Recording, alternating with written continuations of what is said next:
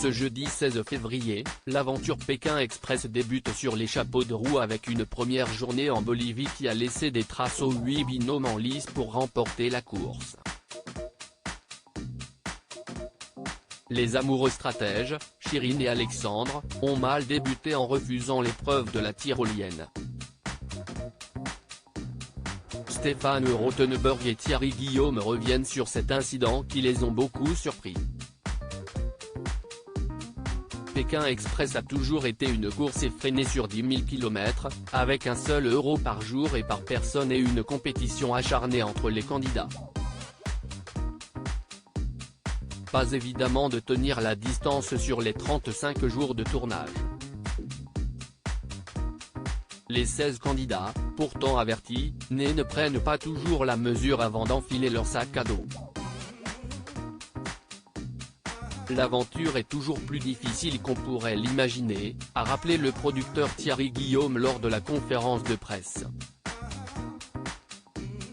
Cette année, les températures, très contrastées, des 3 pays traversés, Bolivie, Paraguay, Brésil, ont encore corsé la difficulté de la course. Il poursuit, cette saison a été très dure physiquement pour les candidats à cause de l'altitude en Bolivie. La Paz se situe à 4200 mètres. Et c'était l'hiver là-bas alors qu'on a tourné fin août. La nuit, il faisait en dessous de 0. Les candidats ont pris une bonne claque en descendant de l'avion. Puis ils ont eu très chaud au Paraguay et presque froid au Brésil avec une tempête tropicale. On était sous des trombes d'eau. Les candidats qui restent tout au long de la course sont vraiment solides parce que c'était costaud. Cette première journée les a un peu broyés pour autant, la production espère toujours que les candidats ne baissent pas les bras en cours de route. Ils ont conscience qu'ils ont été choisis parmi 40 000 candidatures. On souhaite qu'ils soient hyper motivés. Il peut y avoir des abandons physiques mais c'est rarissime qu'un binôme s'arrête de lui-même. Si l'un ne pense abandonner, l'autre reprend généralement les rênes, explique l'animateur Stéphane Rothenberg. À cette rudesse météorologique, s'ajoutent des épreuves éreintantes dès les premières minutes de l'aventure. Cette première journée en Bolivie les a un peu broyés, avoue le présentateur.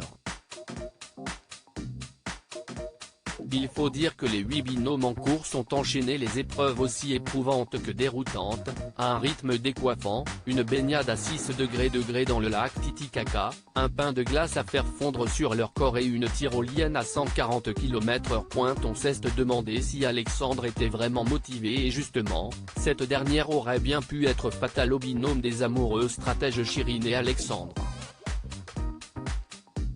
Impossible pour le chanteur de 33 ans de prendre le départ de la vertigineuse descente, au grand dam de sa compagne, Chirine, 26 ans, prête à s'élancer dans les airs.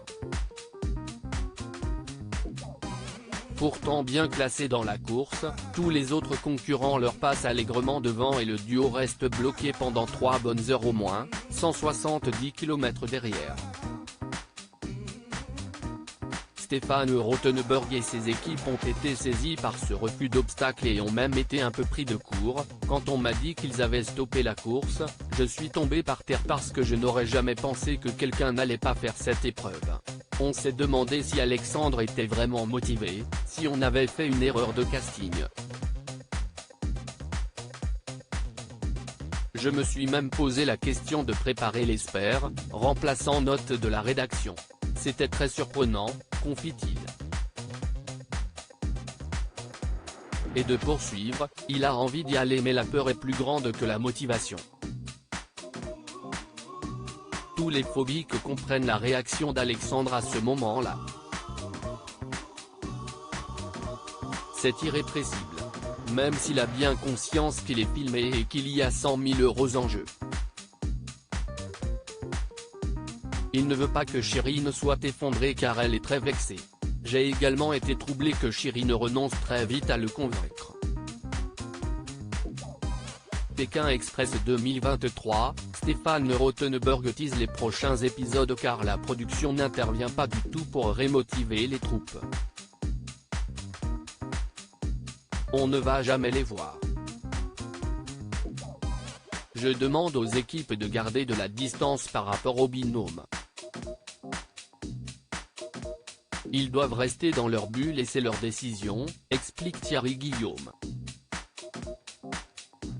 Finalement, le binôme d'amoureux se remet bien de cette mésaventure et reprend la course de plus belle.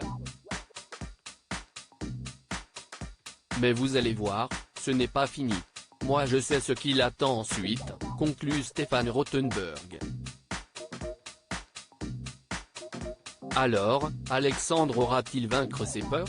Chirine trouvera-t-elle les mots si son chéri doit sauter à l'élastique, voire en parachute?